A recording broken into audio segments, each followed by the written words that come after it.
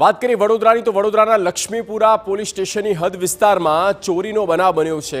એક શખ્સે જ્વેલર્સની દુકાનમાં રહેલા ઘરેણાની ચોરી કરી છે।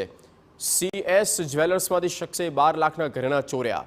ગઠિયો જ્વેલર્સની નજર ચૂકવીને હાથ સાફ કરીને નીકળી ચૂક્યો છે।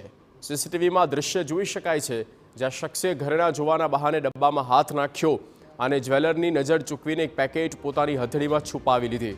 પેકેટ ઉઠાવતા તરત જ પેન્ટના ખિસ્સામાં મૂકી શખ્સે નજર સામે એટલી સફાઈથી ચોરી કરી કે જ્વેલરને પોતે પણ ખબર ના પડી।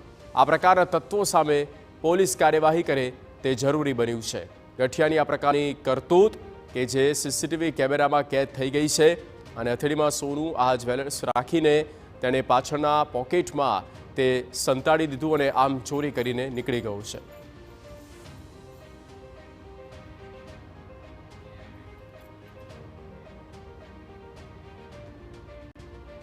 વાત કરીએ ભરૂચની તો